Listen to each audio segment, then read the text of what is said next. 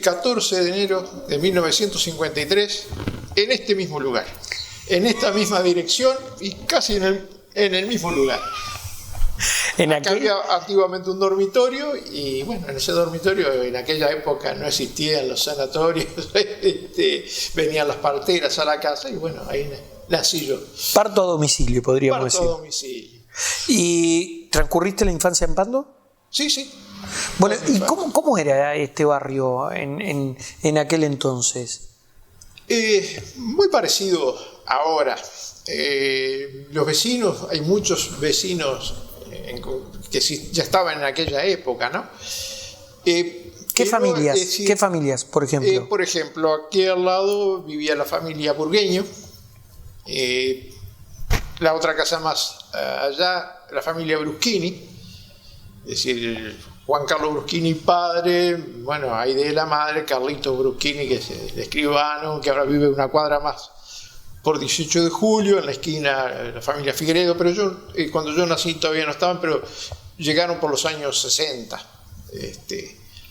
Lo mismo que la familia Gatti, acá al lado, también son de los años 60. Pero acá yo viví desde mi nacimiento hasta el año 57, luego nos mudamos a acompañar a mi abuelo materno, allá cerca de los talleres donde eran los talleres de Copsa, por Luis Alberto Herrera. Estuve hasta el año 62, del año 62 regresé a esta casa, hasta el año 67, en el cual nos mudamos nuevamente a la familia a lo que era la chacra, pegado a donde está el laboratorio ANCAP, el polo tecnológico. La ruta, el bypass le pasó por encima a esa chacra, y bueno, en el año 88 regresé a este lugar y ya, acá me quedé. ¿Quiénes eran los amigos de la infancia? Bueno, los amigos de la infancia era, bueno, José Enrique Gatti, que éramos compañeros de escuela, que éramos vecinos. Con Golmar Rodríguez, tu colega, hicimos toda la escuela juntos. Carlos Augusto Draper, el hermano de Beatriz, que Beatriz vive enfrente. El Félix Rodríguez, el Gato, sí, por decirte algunos nombres de personas bastante conocidas. Y que aún hoy mantienen el vínculo, ¿no? Y que aún hoy mantenemos el vínculo. Sí. ¿A qué escuela fuiste? El Colegio San Luis, los hermanos maristas. Que ha variado, es decir, en aquella época, te estoy hablando del fin de los años 50, 58 que entré, hasta el 64 que estuve allí. El turno era de mañana y de tarde, había que ir de mañana y de tarde, y solamente era para varones. O sea, era aún en esa época era exclusivamente para varones. Y los maestros eran los hermanos maristas, ¿no? Eran hermanos. Salvo uno que recuerdo que era el maestro Hugo Gutiérrez, ya fallecido hace mucho tiempo, que era un maestro, es decir, digamos. ¿Y los otros no había maestras? No. Es decir, lo daban los hermanos maristas, que en aquella época también usaban sotana, ¿no? ¿Rigurosos? Había de todo, pero eran exigentes. La mayoría de ellos eran alemanes, venidos, muchos antes de la guerra. ¿A quiénes recordás? Los recuerdo a todos. El primero es el que tuve en preparatorio, el hermano Eugenio, conocido por todos. Es decir, dio hasta sus últimos días clase en preparatorios. Lo recuerdo, sí, con mucho cariño, exigente. Duro, pero tenía buena comunicación con los niños. Se hacía entender. Luego tuve primero y segundo al hermano Roque, que era un entrerriano. También tengo buenos recuerdos. En tercero tuve al hermano Hugo, que después dejó los hábitos y fue vecino de acá a una cuadra de mi casa. Siguió siendo maestro, pero ya después se casó, tuvo hijos. En el cuarto también Cuniberto, un hermano marista veterano, ya él, alemán también. ¿Y cómo transcurrían esos días? O sea, no había por allí la tecnología que hay hoy para entretenerse? ¿Y qué era lo que hacían diariamente, siendo gurises ustedes? Pero había juegos, es decir, y cada juego tenía su época, la bolita. Es decir, y en el colegio había una parte, un patio de tierra, y ahí se hacía el hoyito, se hacía el dibujito de la Troya y se jugaba a la bolita. Se jugaba a las figuritas, a la rimadita, a la tapadita, que durante el recreo, y después del recreo seguíamos jugando en la vereda, que es una cosa que ha cambiado, que ya no lo vemos. Llegábamos, terminaba el horario escolar y a jugar a la calle, al fútbol, ¿Dónde tenías cancha acá? No, cancha cualquier baldío. Estaba lleno de baldío. Había, sí, acá a media cuadra había un baldío, se cortaba el pasto, más o menos se emparejaba, armaba unos arquitos con unos palos. ¿Había cuadro del barrio? No, cuadro no teníamos, era todo contra todo. ¿Y había mucho gurisaje? Había, sí. ¿Hacés maristas y después a dónde vas? Después pasé al Liceo Brause. Brause. Sí, yo entré el segundo año después de la inauguración. El liceo ese se inauguró en el 64, yo entré en el 65. ¿Cómo era? Esplendoroso. Esplendoroso. Yo siempre digo, es decir, era fuera de época, era otra. Fíjate que había calefacción central en aquella, funcionó durante un tiempo porque tenía las calderas de gasoil abajo. Y daban calefacción, era con calefacción de radiadores en todos los salones de clase. Bueno, todavía quedan los vestigios de los radiadores en algunas aulas. Están de adorno, pero en aquella época funcionaba. Formidable, ¿no? Intercomunicadores en todos los salones. Si el profesor precisaba algo, llamaba a la vedelía o al asistente, al monitor allí, preciso tal cosa, y al ratito venían con lo que había solicitado. Estamos hablando de años 65, con intercomunicadores en todos los salones. Unas pizarras, es decir, que eran de vidrio, que todavía creo que duran. Se escribía con tiza en aquella época, pero espectaculares. Un material de primera.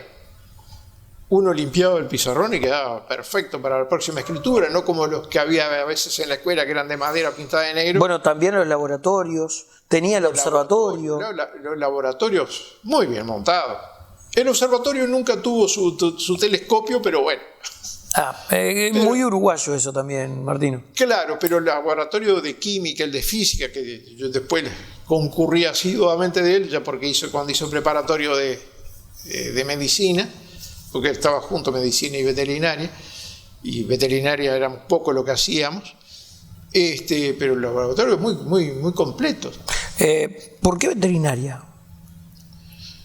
Bueno, siempre tuve cierta predilección por la biología, las ciencias biológicas. ¿Y qué consideras que te lo despertó eso? Bueno, en ese entonces yo vivía en lo que te mencionaba, la chacra. Y ahí teníamos una extensión de 3 hectáreas y media para ser preciso, y teníamos 1 o 2 vacas, un caballo, gallinas, cerdos, y un poco el que estaba al cuidado de eso, yo tenía en ese entonces 14, 15 años, era candidato a ser Era no es tanto por elección, sino más bien por obligación. Exacto, bueno, por supuesto, perro, gato, todo había, y bueno, se me creó cierto feeling con esos seres vivos, y en el cual uno va descubriendo año a año cosas nuevas, y a veces a uno lo sorprenden. Con tantos años desarrollando la medicina veterinaria, ¿hoy se puede decir que hay un concepto distinto sobre el animal? ¿Hay una mayor sensibilidad? ¿El animal pasó a ser más allá de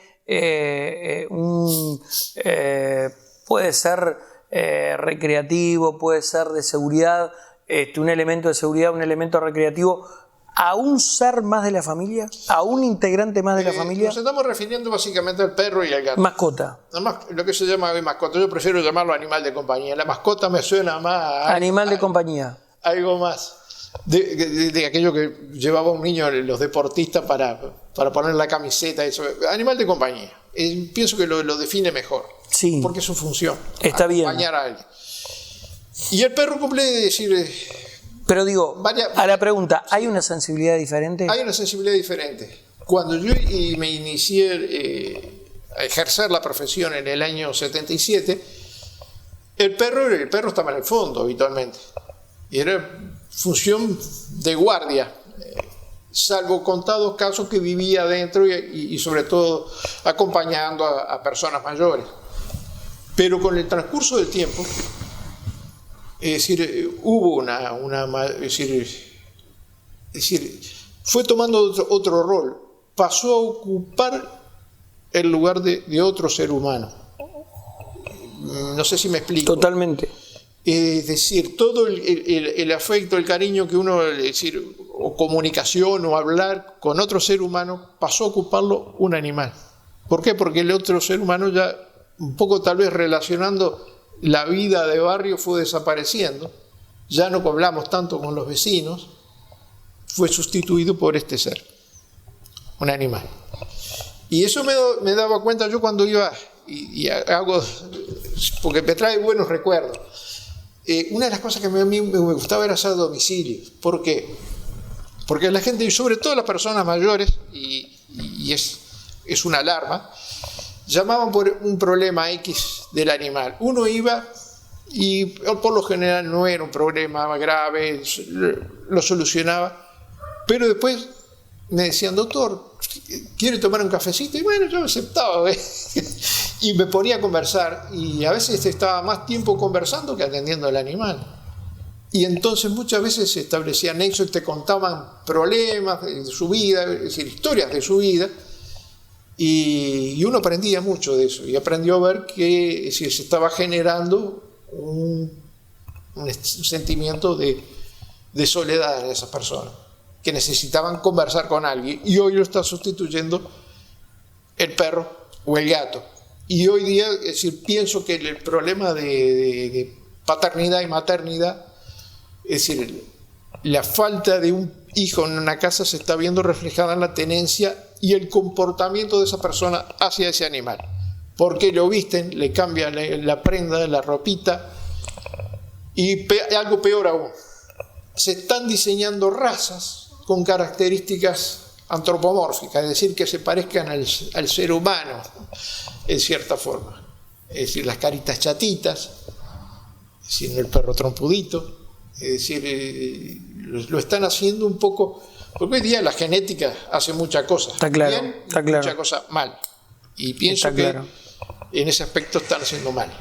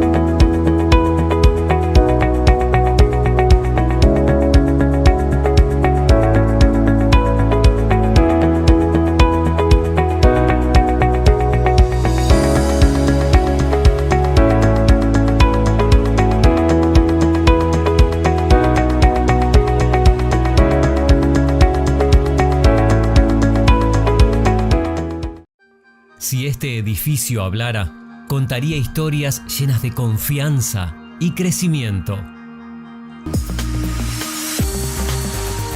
Renovamos nuestra imagen. La innovación, la mejora día a día, los nuevos retos y superarnos es lo que nos apasiona.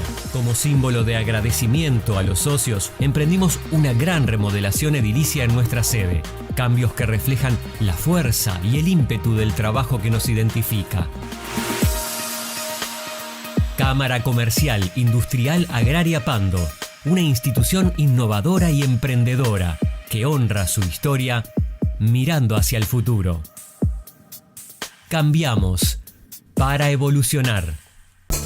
Supermercado de Carnes 20 años limitada. la mejor opción en productos cárnicos. Todos los cortes, toda la variedad en parrilla, chacinados, cerdo y pollo. Atención personalizada y excelentes precios. En calidad contamos con el exclusivo Corte Rancho. Supermercado de Carnes. Wilson Ferreira, esquina Independencia, en Super Paraíso, con estacionamiento propio.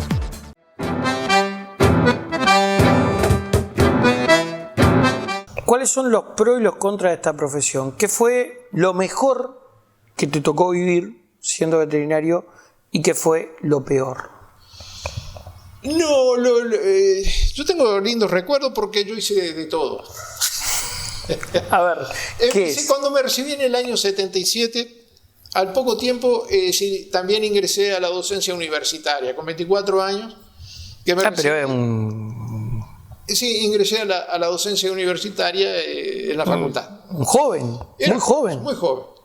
Y a su vez trabajaba y empecé a trabajar. Yo trabajaba en lo que era, hoy es el Arbolita, antiguamente era el Ombú y estaba el doctor Pese, que era mayor que yo, y le gustaban los grandes animales, ¿sí? Es decir, los grandes animales, los animales de producción, hablemos cerdos, vacas, caballos. Y a mí me gustaban más los pequeños animales, un poco porque era lo que quedaba por atender, y bueno, y ahí empecé a desarrollar un poco la... O sea que dabas clases sí. Y al mismo tiempo trabajabas en la agropecuaria.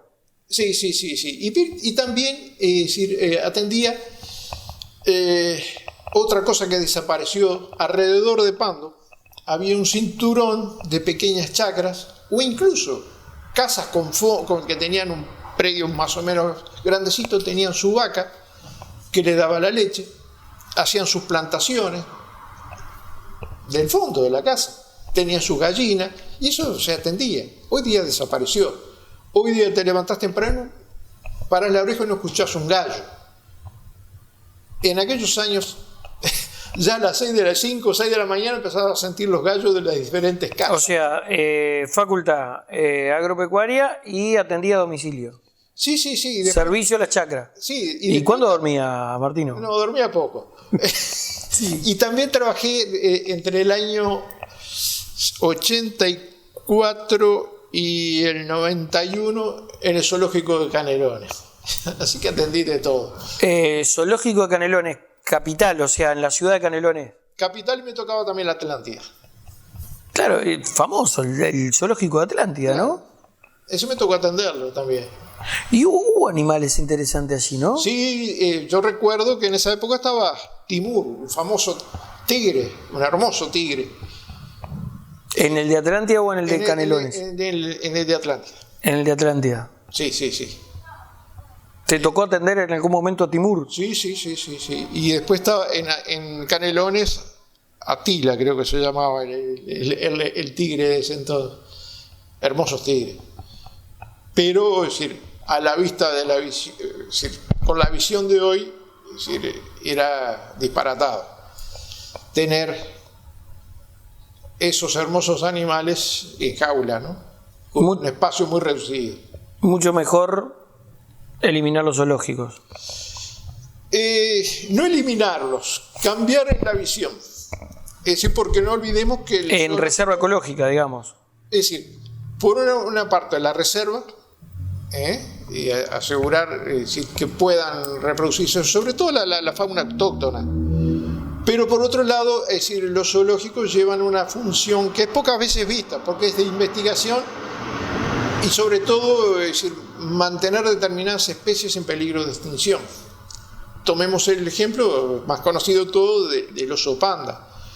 El oso panda, es decir, en China se lo cuida muchísimo porque no son muchos y es una especie en peligro de extinción y bueno, es decir, su reproducción es muy cuidada y asistida, es decir, por cuerpos de biólogos y veterinarios para lograr eso, mantener determinadas especies en peligro de extinción. Acá lo más conocido es el venado de campo, con la reserva en Pan de Azúcar, ¿no? ¿Cómo es ejercer la docencia con la veterinaria? Yo tengo un lindo recuerdo, sobre todo porque a mí me tocaba clases ya a estudiantes que se estaban para recibir, es decir, ya estaban en el último año. Y cuando uno llega a cierta edad tiene mucha experiencia y lo que quiere es comunicar su experiencia vivida a estos nuevos que vienen con el ímpetu de salir. Y bueno, ahí se genera mucha, y como los grupos no eran grandes, no eran masivos, es decir, tenías mucha oportunidad de conversar mano a mano. Uh-huh. Entonces ves sus sueños y a veces se los tenés que bajar un poco con tu realidad. Pero no, en general era lindo, se generaba lindo ambiente. Yo siempre recuerdo, y lo cuento siempre con una anécdota graciosa porque fue espontáneo. En la clase, en los últimos años me tocaba unos teóricos que duraban 2 horas, un día viernes a la 1 de la tarde, y ellos habían estado toda la mañana con clases. Y ya ellos estaban con mentalidad de viernes, y muchos se iban para su casa afuera. Claro, porque además era eso, ¿no? La profesión veterinario es mucha gente vinculada al campo. Y que viene del interior. Entonces estaba en un clima que no era el más propicio para una clase de ese tenor. Y estaba muy conversada la clase. Y entonces digo, ¿qué hago para que se callen un poco la boca? Le digo, muchachos, dice, no, si quieren hablar, háblenme bajito, porque yo esta tarde, si tengo que aguantar la voz, porque esta noche tengo que cantar tango allá en Pando, en un lugar. Profesor, ¿usted canta tango? Sí, pero no voy a cantar acá. Digo, y yo canto. Se me ocurrió. A partir de ese momento se hizo el silencio más absoluto y me atendieron toda la clase.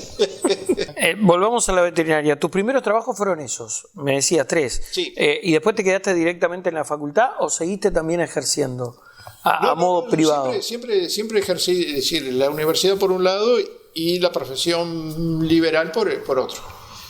Uh-huh. Tuvimos una veterinaria grande con muchos socios, es decir, muchos veterinarios asociados. ¿Dónde? Y estábamos allí en Ferreira Aldunate. Uh-huh. ¿Y después te fuiste de la veterinaria? Después nos abrimos todos. Ajá. Es decir, en el año 99 cada uno siguió por su lado. Tuvimos desde el año 82 hasta el año 99. Éramos 5 veterinarios socios que trabajábamos allí, pero bueno, finalmente se abrieron, digamos. Nos abrimos.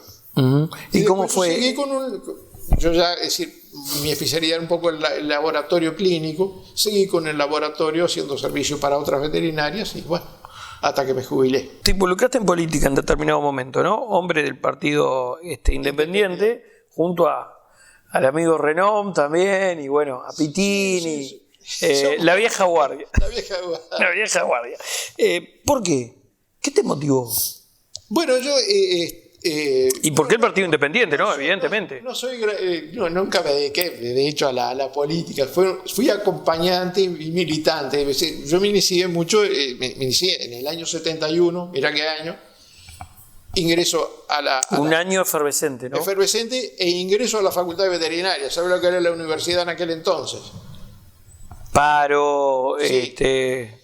Y me uno al wilsonismo. Y en esa época era muy fermental la Facultad de Veterinaria porque tenía una cosa que solamente la Facultad de Veterinaria lo tuvo, los bulines. ¿Los? Bulines. ¿Qué es eso? Se inició en el año 58 con el cambio de la... ¿Pero qué es? ¿Un hogar estudiantil? No.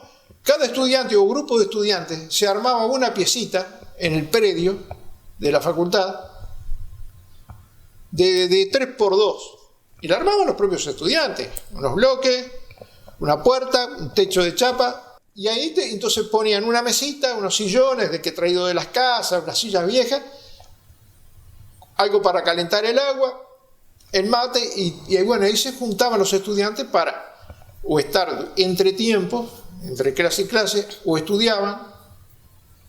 Algunos de recursos muy limitados vivían, se hacían socio de un club para ir a bañarse y hacer algo de deporte, y luego vivían ahí y utilizaban los servicios. Claro, eso lo tenía exclusivamente la Facultad de Veterinaria. La Facultad de Veterinaria. Entonces el estudiante pasaba gran parte de su tiempo, el día pasaba ahí, porque cuando no tenía clase estudiaba con los compañeros en esos bulines. Mirá vos. Y si no, había en el medio una canchita de fútbol y había un partido que empezaba a las 8 de la mañana y terminaba a las 10 de la noche, porque se iba renovando todo el personal. Claro, está claro. Y ahí entonces, conocieron ustedes a Wilson. Wilson visitaba frecuentemente, se hacían asados, entonces... Tenía eso que capaz que pocos políticos tenían. Le llegaban a todo el mundo. Sí. El campo, además, era uno de sus fuertes, ¿no? Claro. Y bueno, no, tiene que ver, sí, porque te digo, es decir, ubiquemos. Año 71, un ambiente en el cual había muchos estudiantes conviviendo allí, en esa facultad, que muchos políticos lo visitaron, es decir, y que hablaban con los estudiantes. Wilson me conta que fue. A veces comían algún asadito con los propios estudiantes, hecho allí. Y bueno, entonces, es decir, eso creó un clima. Yo seguí el wilsonismo, pero ya después, por la década del 2000, muchos se llaman wilsonistas, pero no. Lejos de los valores que profesaba. De lo que expresaba, es decir, Wilson Ferreira Lunate.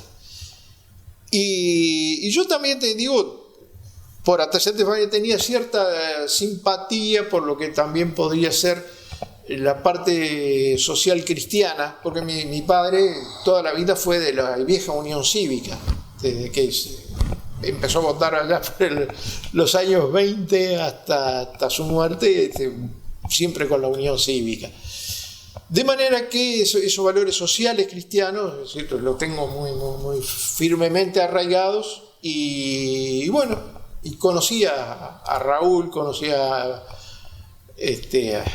Mario Pitini, y un día me hablaron, los voy a acompañar, porque digo, ya este sector no me siento tan identificado como con este otro. ¿Y qué es la política o qué significa para vos en la vida? ¿Qué peso tiene en tu vida la política y ahora el Partido Independiente?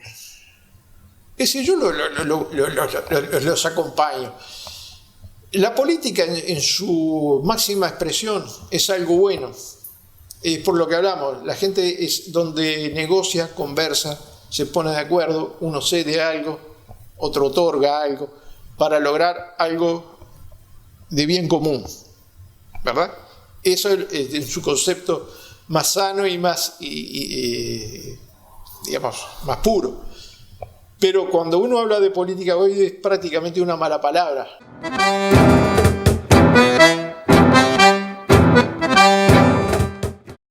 Si este edificio hablara, contaría historias llenas de confianza y crecimiento. Renovamos nuestra imagen. La innovación, la mejora día a día, los nuevos retos y superarnos es lo que nos apasiona. Como símbolo de agradecimiento a los socios, emprendimos una gran remodelación edilicia en nuestra sede. Cambios que reflejan la fuerza y el ímpetu del trabajo que nos identifica.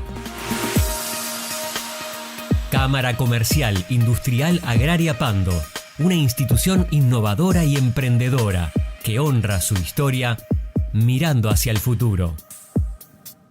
Cambiamos para evolucionar. Supermercado de Carnes 20 años limitada. La mejor opción en productos cárnicos. Todos los cortes, toda la variedad en parrilla, chacinados, cerdo y pollo. Atención personalizada y excelentes precios. En calidad contamos con el exclusivo corte rancho. Supermercado de Carnes, Wilson Ferreira, esquina Independencia, en Super Paraíso, con estacionamiento propio.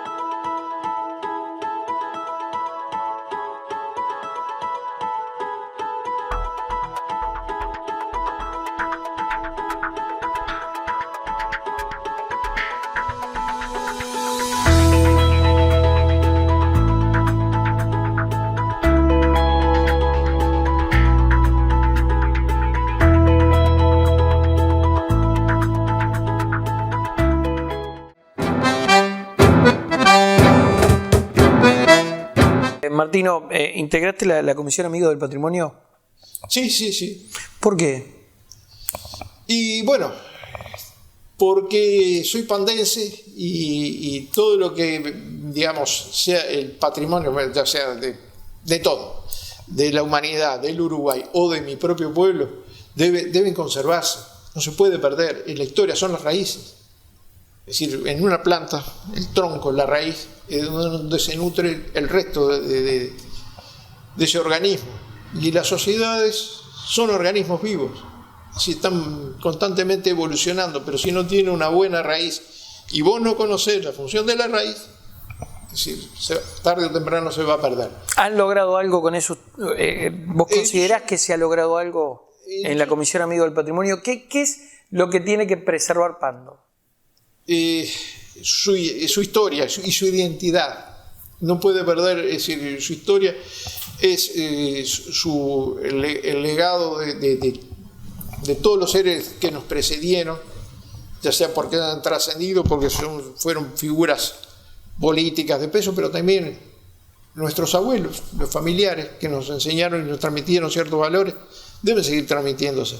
¿Y por qué? Porque los valores que deberían transmitir ese patrimonio no se están comunicando efectivamente. O hay una patología que desconozco porque no soy sociólogo, que habría que atacar, ¿no? Pero es eso fue lo que te motivó a formar parte de la comisión. Mantener y destacar el valor patrimonial tangible y aquel que no lo es, intangible de Pando. Y por ejemplo, Pando necesita por lo menos tener un museo digno para que sobre todo, y yo he puesto a la niñez y a la adolescencia, que vaya conociendo lo que fue Pando y lo que significó el trabajo de su gente en el pasado, ¿no? ¿A qué se dedicaban tus padres? Mi madre era ama de casa, éramos unos cuantos, cinco hermanos, y mi padre tenía una imprenta, la tipografía Sportman. ¿Acá en Pando? En Pando, sí. ¿Nunca se te despertó el hecho de seguir en la imprenta? No. ¿Lo tuyo fue nada. de arranque a la veterinaria? Sí. Tampoco mi padre me quería. ¿Por qué? No, pues yo me conocía. Era bastante inquieto yo en ese aspecto. Podía hacer cualquier cosa, ¿no? Exacto. Pero me decías, ¿tenías 4 hermanos más? Sí. ¿Y hoy siguen en contacto? Sí, por supuesto. Una falleció el año pasado. Mi hermano hace 46 años que se fue para Estados Unidos. Y bueno, y 2 más viven ¿Y vos sos mayor o menor? ¿O estás en el medio? El más chico. El Benjamín, entonces. El Benjamín. El mimado. Exacto. Y en el medio de todo esto, armando aviones, ¿no?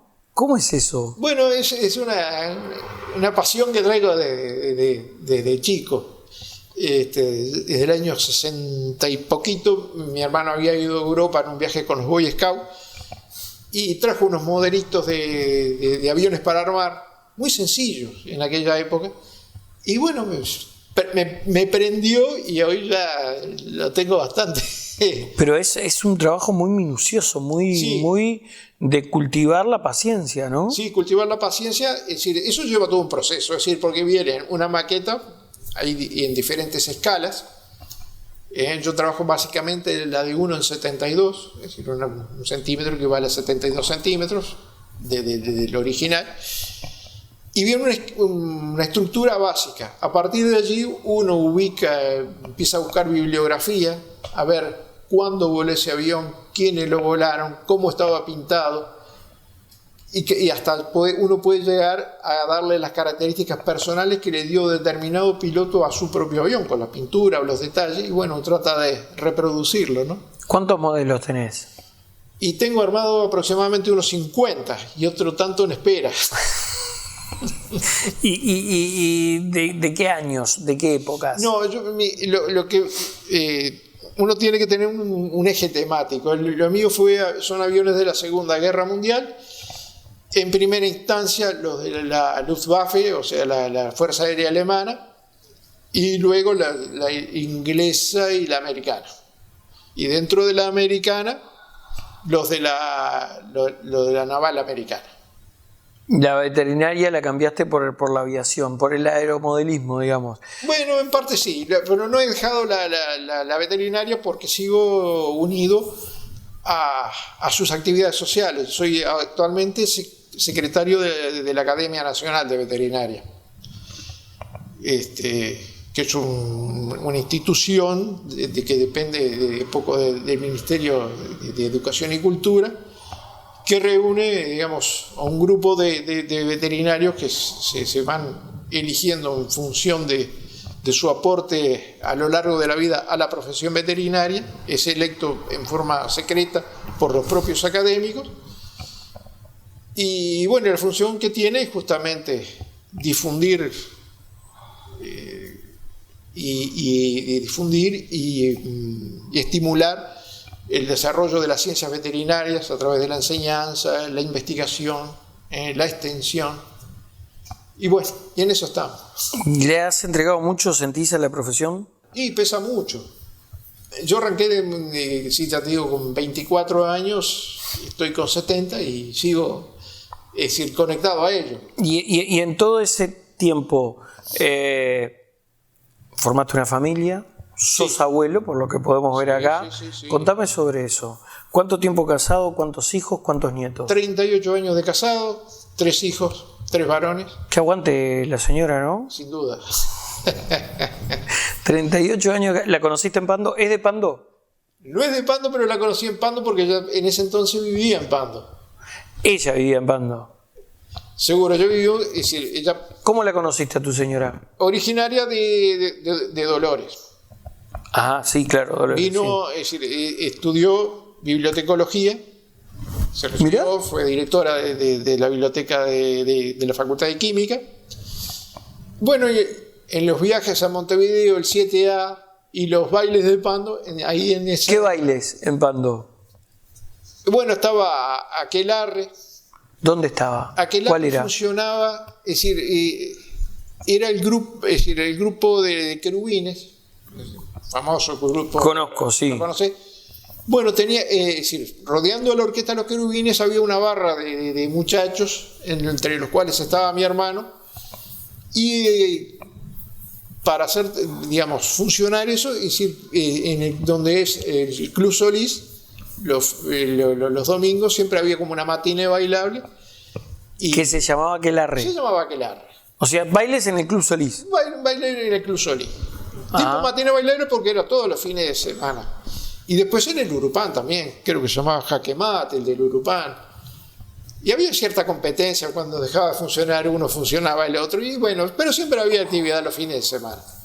Y ahí Tipo bailable. conociste a tu señora. Seguro, y ya te digo, también en el ómnibus, el 7A viajábamos juntos, entonces se fue generando la conversación y 3 hijos. 3 hijos, Los 3 varones. 3 varones, Ajá. ¿Y alguno arrancó para la veterinaria? ninguno. ¿Qué hacen?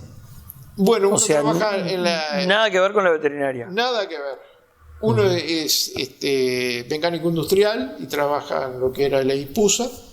Ahora está en la parte de mantenimiento electrónico, sigue estudiando, a ver si logra su título de ingeniero tecnólogo.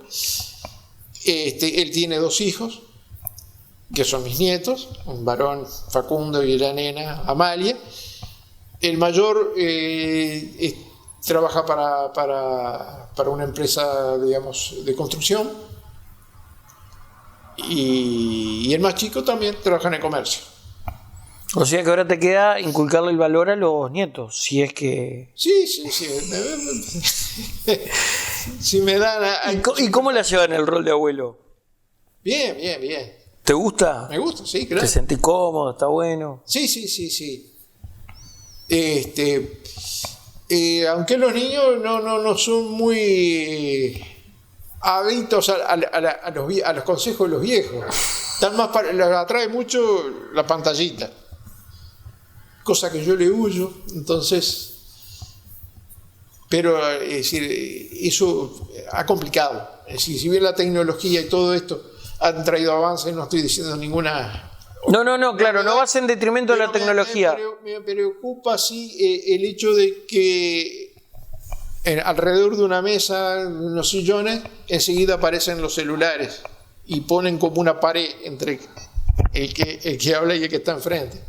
Sí, y un poco también eso, lo que decíamos al comienzo del programa, que se ha perdido la comunidad de barrio, ¿no?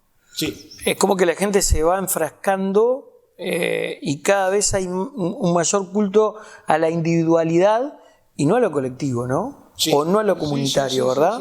Sí. Lo comunitario se ha perdido mucho. Y de hecho lo ves como una crisis en las instituciones sociales de nuestra ciudad, lo podés ver. Es decir, integrar una comisión es dificilísimo porque no encontrás gente que quiera trabajar para esa institución. Yo te pago, soy socio, estoy lindo, pero ir a perder tiempo en una comisión directiva para llevar adelante tal o cual cosa, cuesta encontrar gente. Y sobre todo gente joven. Eso lo vivimos en el Círculo Italiano. Claro, tú también integrás el Círculo Italiano. Para variar alguna actividad. La quietud no es lo tuyo, Martino. No es lo mío. Pero es cierto, ¿desde cuándo en el Círculo Italiano? Y estoy en la directiva del Círculo Italiano desde 2018. Pero estoy un poco de rebote, porque yo me hice socio del Círculo Italiano, es decir, más por mi señora, que el padre era italiano, y ella tiene la ciudadanía italiana, y mis hijos también. Y un día me llaman a una asamblea para el Círculo Italiano, y bueno, voy a ver, y bueno, el círculo estaba en crisis, no sabía si seguir funcionando, si no. Y bueno, vamos a probar un poquitito más. Yo era la primera asamblea que iba al Círculo Italiano, conocía a algunos, la mayoría porque son de pueblo, pero no por la actividad del Círculo Italiano. Y bueno, vamos a diseñar una directiva, vos sos el presidente, me dijo. Pero no, yo venía a colaborar, venía a enterarme, a interiorizarme. Bueno, no, vos sos el presidente. Y bueno, hay que... Pero por suerte, despacito, pero vamos remontando el vuelo. Pero es real, tiene que haber un poco más de eso, de comunidad en la sociedad, ¿no? Eso es importantísimo. Lo que no puede perder una sociedad es el espíritu comunitario. Es decir, que tenemos valores en común, hay un bien común que es para todos, pero que cada uno tiene que poner un poquitito de lo suyo para que se lleve adelante.